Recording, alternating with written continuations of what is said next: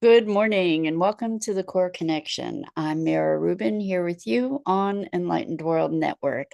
And today's topic is the relativity of time. I think we've all experienced how time flows, sometimes quickly, sometimes slowly, uh, where we sometimes have the experience of living outside of time, where time just disappears. And I think it's a fascinating phenomena. So we're going to talk about that today. It should be fun.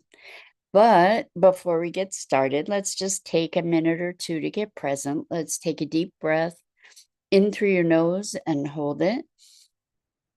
And imagine clean, crisp oxygen flooding your lungs, flowing into your bloodstream, nourishing all your cells, all your organs, bringing vital life energy to your body and being.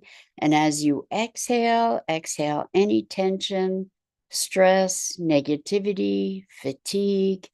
And now let's take another deep breath in through your nose and hold it.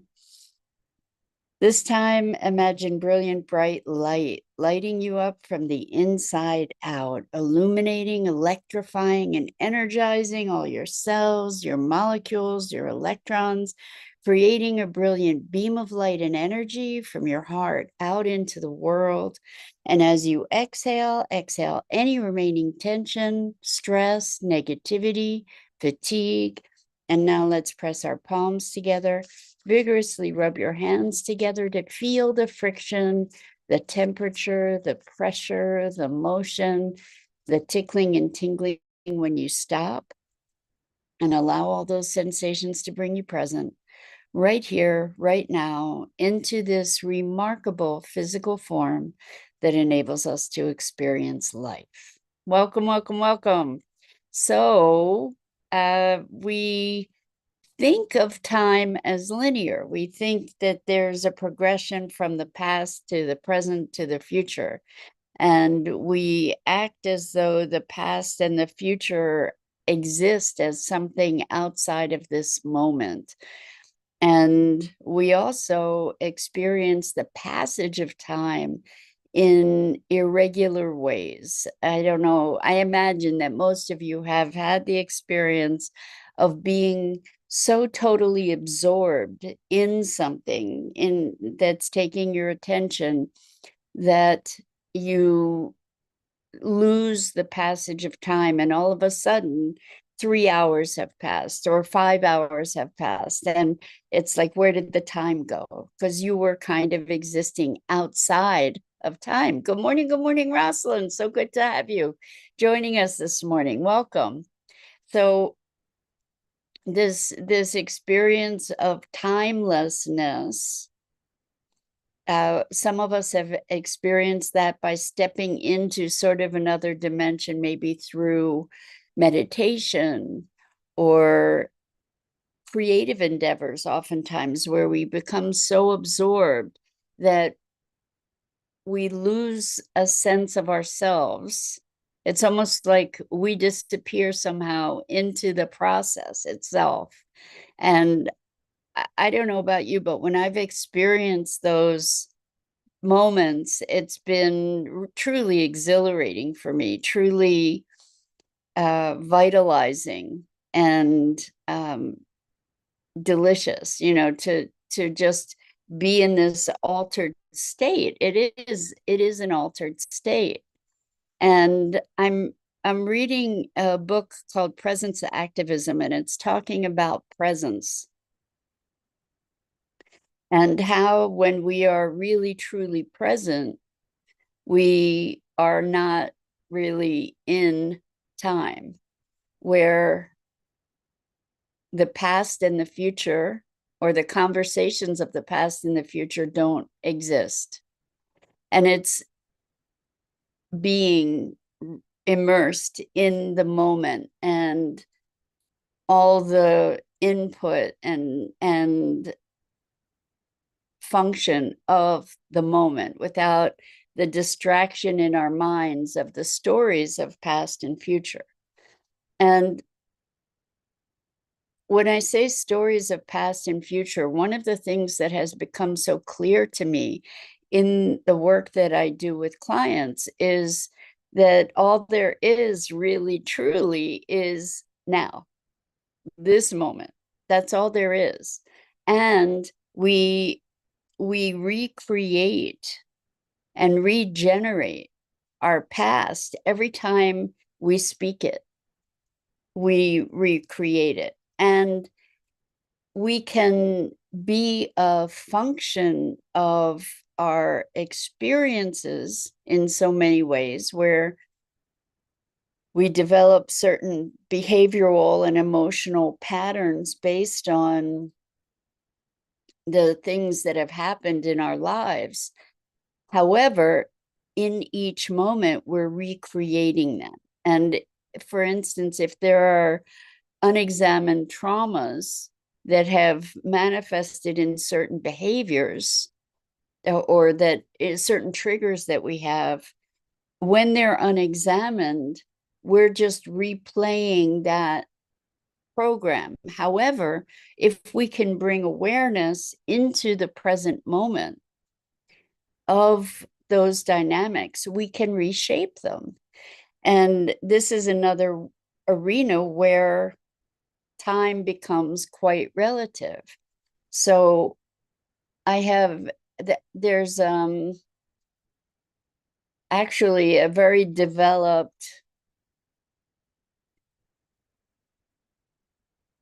pattern of work modality called timeline therapy, where you can actually go to past and future. And lots of us have had the opportunity to be working with our child self, uh, to be healing past events. And so if we can, and it's sort of a brain twisty thing to try to do this, but I think it brings us closer to reality, the reality of our existence, when we recognize that in each moment we are recreating our experience and recreating ourselves in so many ways.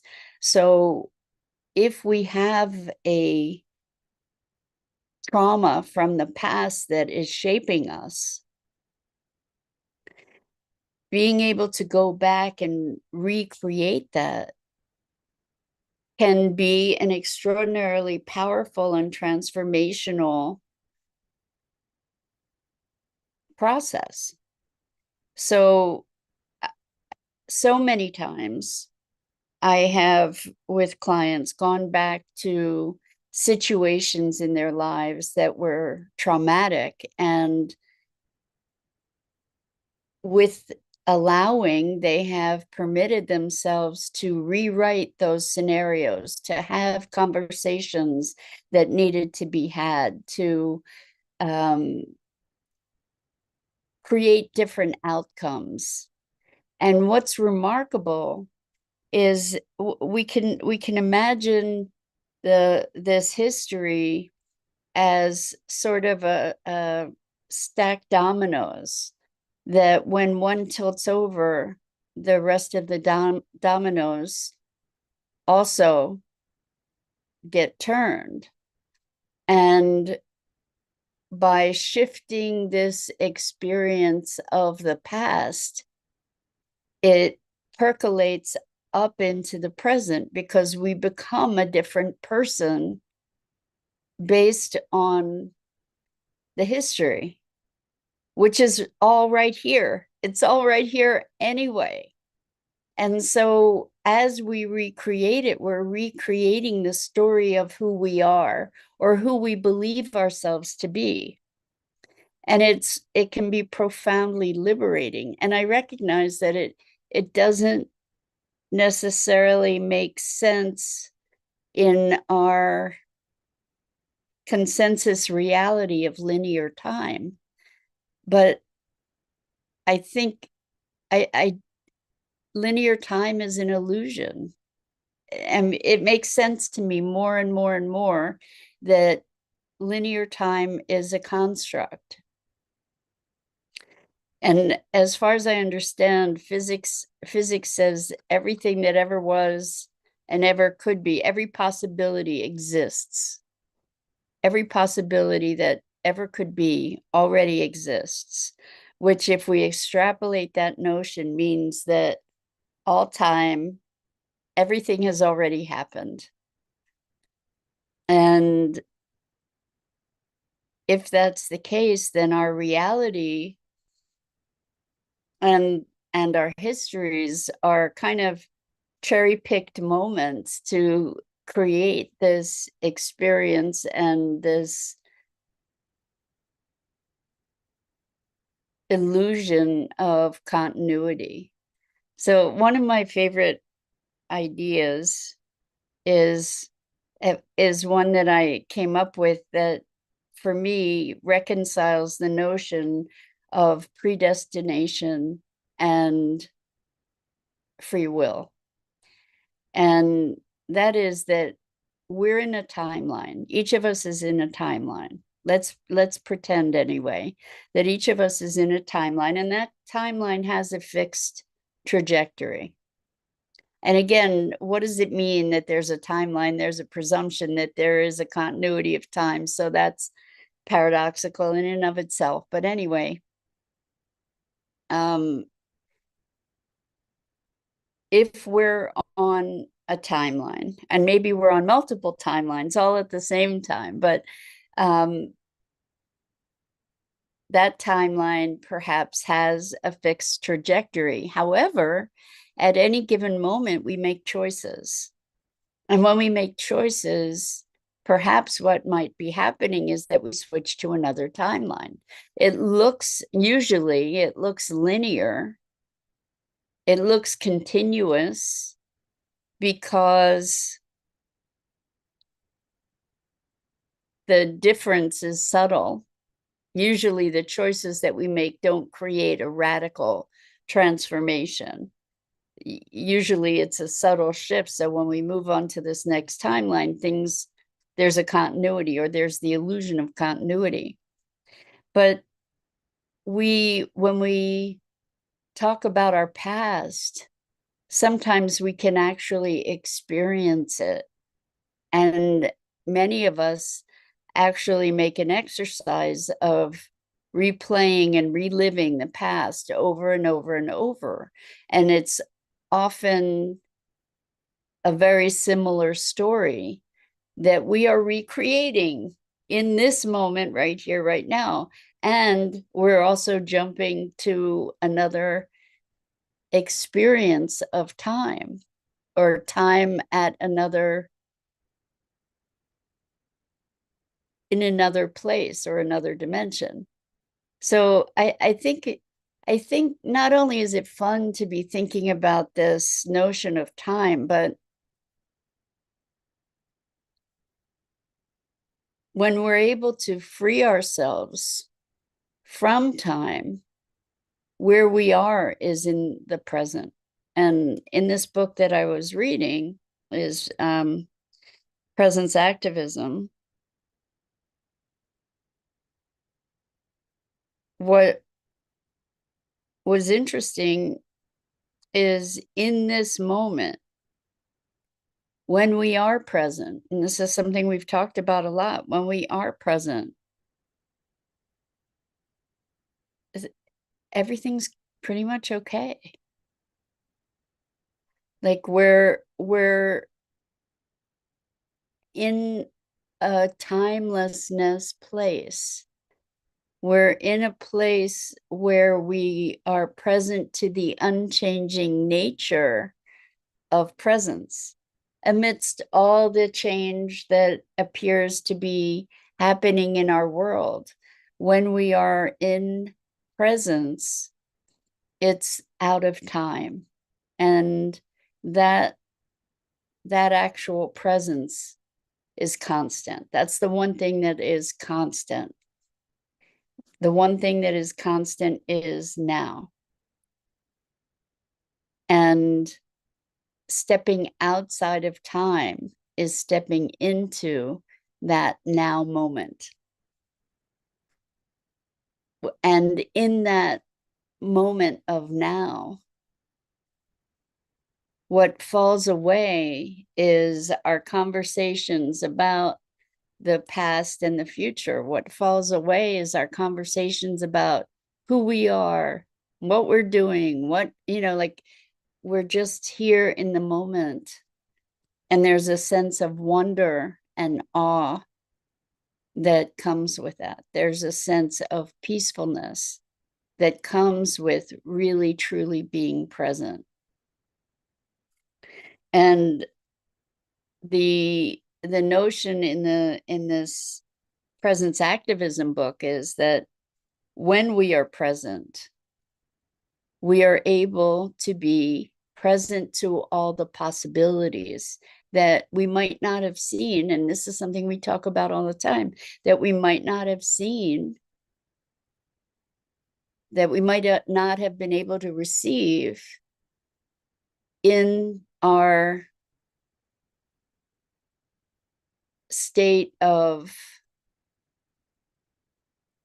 being in the future, being in the past, being in our heads, wondering about the things I said, the things I'm going to say, the things I did, the things I'm going to do, et cetera, right? But when we're in the present, we are in a mode of receiving and engaging. So it's not just receiving, but it's an active engagement. So presence isn't a passive thing.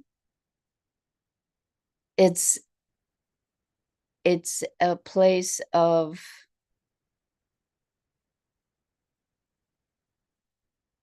wholeness, encompassing wholeness. And it's in that space of presence where we come to the unchanging nature of things, not the external world, but the constancy of being that transcends all of the mutability, that transcends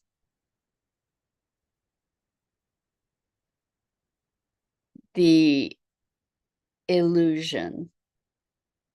It's kind of the thrum of being beyond time and space, where we can kind of be observers, being both the observer and the observed, if that makes any sense. So there's been a lot of study, investigation, discovery around flow state. And this is a place of presence. This is a place of timelessness. It's like when you're so engaged with something that ideas are flowing and time just disappears. And really what we're being is this hollow bone where we are in service to life, and life is moving through us, expressing through us and through our unique being, our unique essence, where we've kind of gotten our personality stuff, the limitations that we put upon ourselves, where we are able to get out of the way and let presence flow through us. And that's really, really, it's our truest expression, because it's life moving through the vessel that we are uniquely.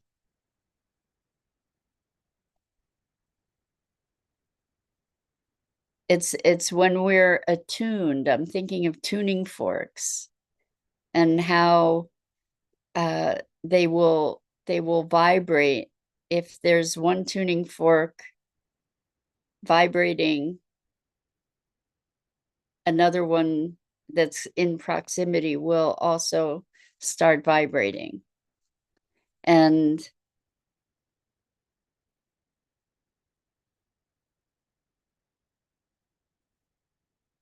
I think that we can attune ourselves to the wholeness of the energies around us, maybe that we each have our own essential frequency, and when that's unimpeded,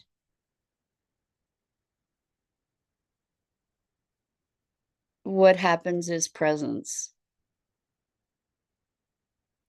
and that presence is service to life's intelligence moving through us as freely as possible. It's interesting because those when we live in that way, we're the most fulfilled, because what we're doing is we're letting go of all the other conversations. It's kind of like the little me and the big me, and the little me is the one that is talking about the past and the future and not really being here in this moment, and talking through different blinders. And then the big me, the big you, is the part of you that is animating all of you, the actual life force that you are, that is uniquely you. So I think the whole passage of time thing is just really, really fascinating. And I have experienced a day that felt like it lasted for forever, and a year that just blinked by in a moment. And it's so interesting to me to be able to live in that paradox, to be able to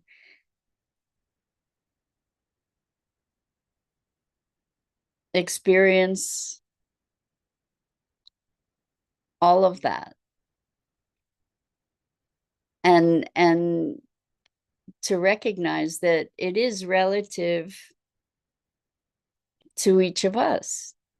I think the same is true with age. You know, our bodies age, and at different rates, right? But how many of us in an older body feel like we are years younger? I think for years and years in my life, I related to being 15 for years and years. I don't know what age I relate to at this moment. I don't particularly relate to age. And I've known people who were talking about being old at 25, and other people who, well, I feel like I'm just getting started, and I'm nowhere near 25 anymore. So time passes in the blink of an eye, right? And maybe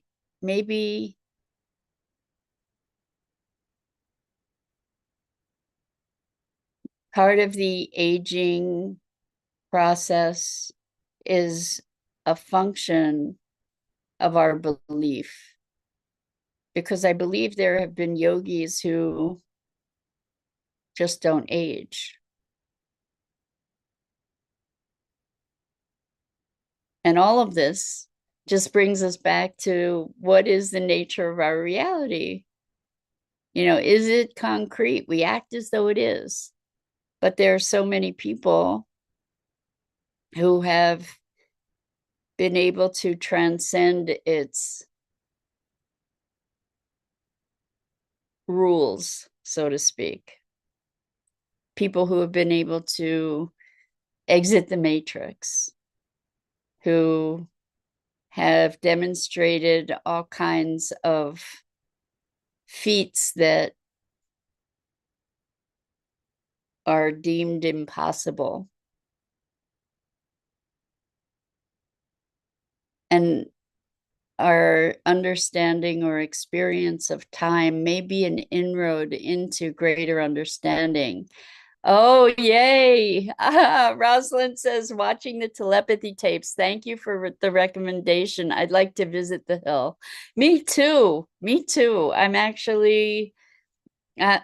intending to visit the hill. I think that there are lots of us that are not as gifted as these non-speakers in terms of natural telepathy. So it takes a committed intention and practice, perhaps, to get to the point where we can access that knowingness. And I believe part of it is presence.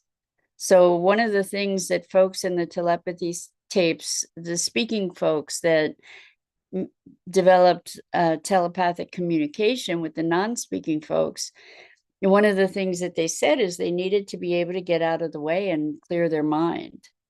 And I'm wondering, it seems to me that what they're talking about is presence. So to be open and connected, to be receptive. I remember they talked about one person who just was working really hard on being present, which maybe in its own way is a paradox, but then they were able at one point to hear a voice, and that was the beginning of the opening. So I'm delighted that you're watching that, Rosalind, that you're watching it, listening to it. I'm so excited to share more with you about it. I just find it so fascinating and so affirming as to what's possible for us as humans. Anyway, that's it for today. I'm Mira Rubin. This is the Core Connection, and I go live here each weekday morning at 9 a.m. Eastern on the Enlightened World Network Facebook page and YouTube channel. And I invite you to please like, follow, and share Enlightened World Network and me. The links are in the description. And as always, it's a pleasure and a privilege to be spending this time with you and sharing these morning musings. So until next time, so much love.